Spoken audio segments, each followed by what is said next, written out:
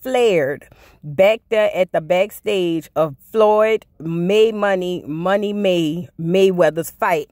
They said the main fight wasn't in the ring. The main fight was backstage because Joseline and her husband and the dagger Melissa, who used to be on Love and Hip Hop, and a whole bunch of their entourage basically attacked the girl. Now, is it warranted? That's up for discussion. If you ask me, the way it was done, no. If y'all would have had a one-on-one and a head-up fight, then it would have been that. But that's not what happened. That's not what I seen. Let me play you a little bit of the fight. I'm not going to be able to show it. I'll be able to just kind of give you a little glance or a two or whatever. But I'm just going to show you basically how this girl sounded and what went on. Take a look at this. This is the part right here I'm about to let y'all hear. This is Joseline's so-called husband, boyfriend, I don't know what the hell he is, yelling in the girl face while she's sitting there with no top on. It's giving abusive. It's giving he beating Joseline up too. It's giving he ain't gonna fight no man. Let me let y'all hear this and then I'm gonna come right back with some more commentary. That was the part that disturbed me more than any of all this other stuff. And I'm going to get to Dagger Melissa here in a second. But let me just say this. A man who gets very aggressive with women is typically a bitch-ass nigga. I gotta say it just as plain and simple, just like that. Typically, a man who gets very aggressive with women, he probably hits them. He probably beats them. He probably yells and all that, like, all the time because he can't battle a dude. I mean, when you really look at it and you think about it, men who challenge other men in the streets, you know what I mean? They typically don't deal with, hit on women and all that stuff. And they definitely don't yell at them and make a big spectacle and try to like demean them the way this man just did.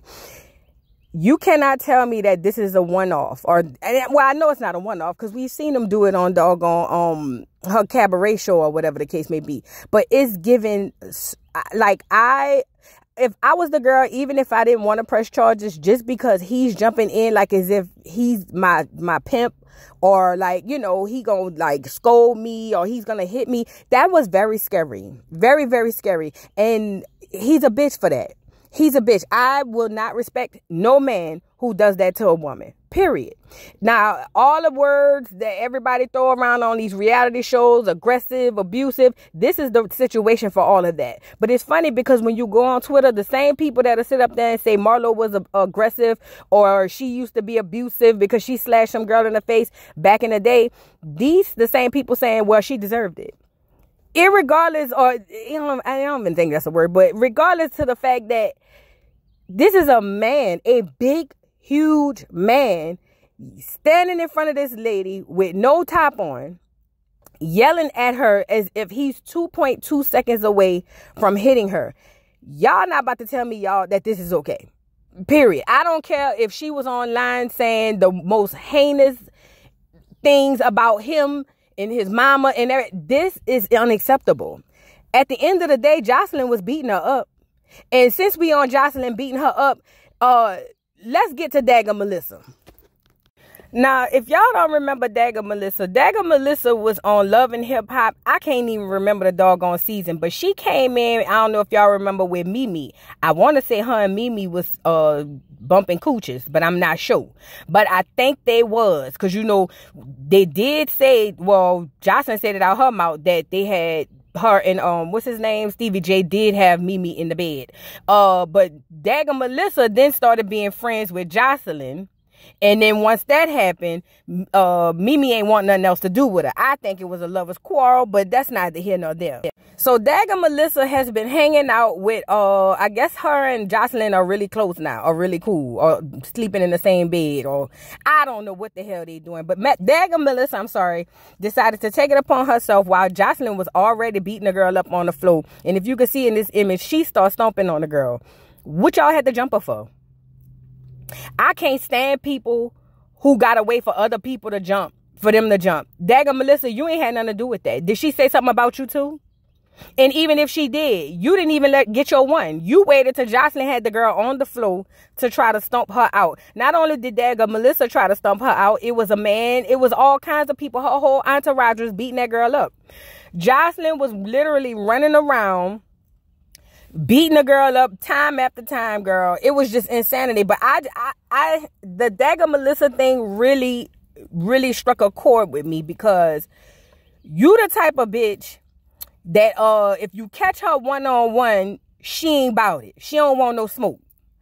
But when you with your people, it's rah, rah, rah, woo, woo, woo.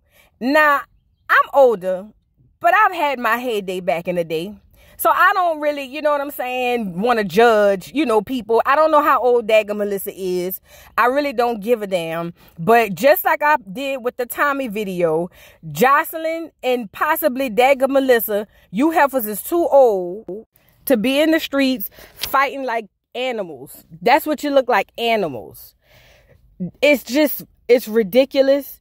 We just tried to celebrate a small win for you, Joseline. You said you went on stage for the first time and you had no powder in your nose. You said you did it sober, and you said it worked out well for you.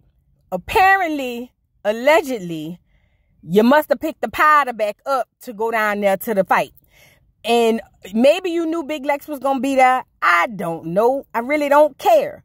However, I just feel like as black women, because I know she's Puerto Rican, but Joseline is a black woman and a black presenting woman. If you look at her, you're not going to think she white.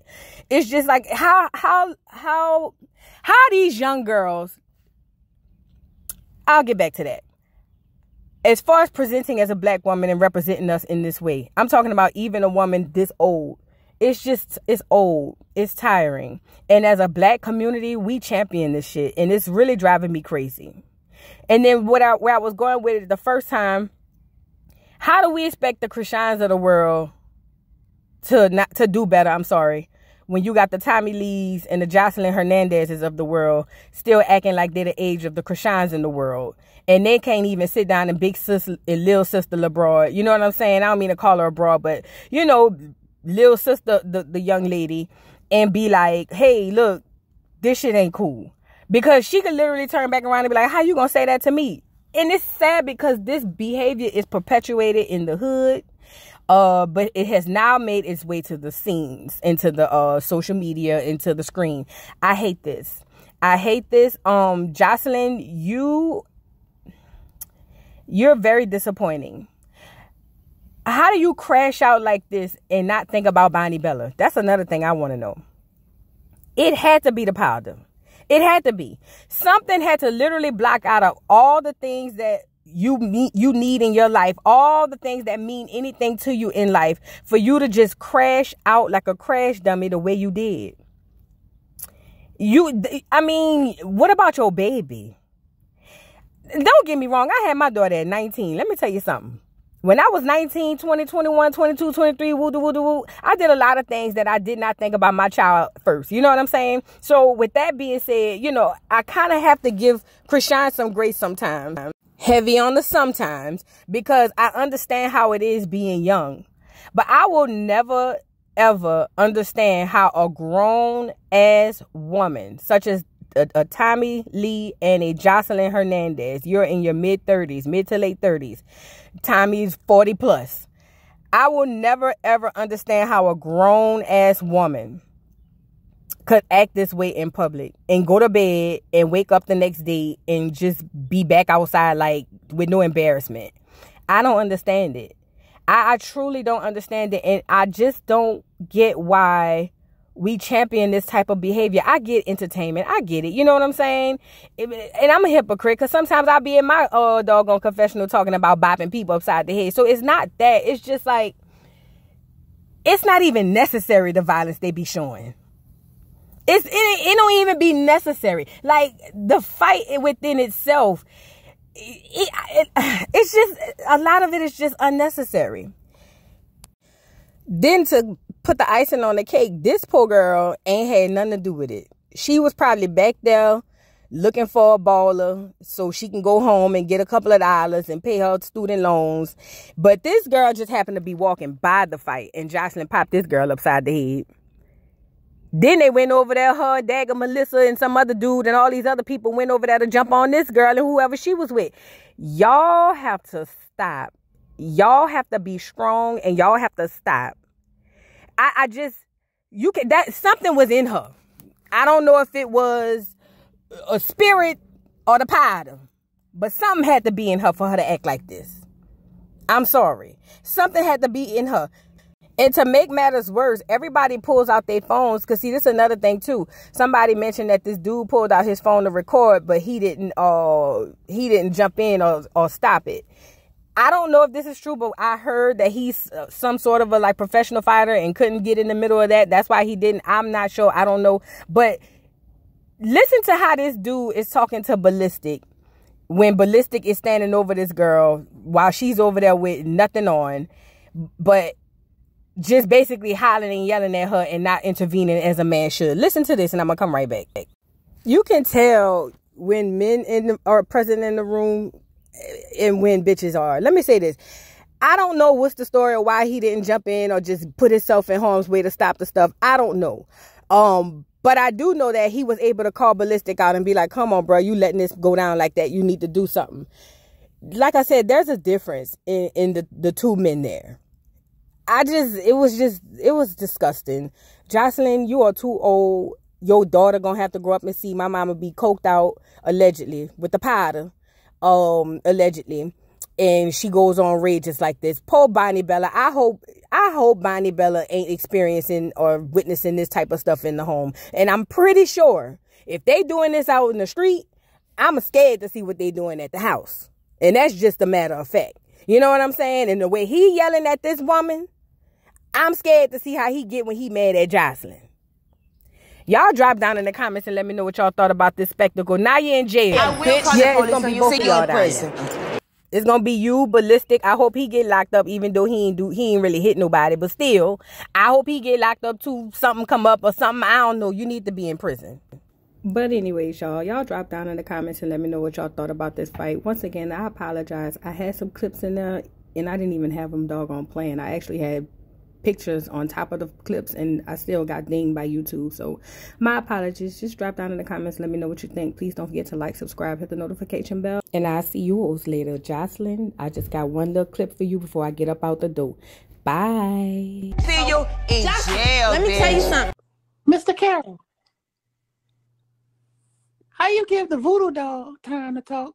I don't get no fucking time to talk. Who the voodoo doll is? The nigga you just had up here.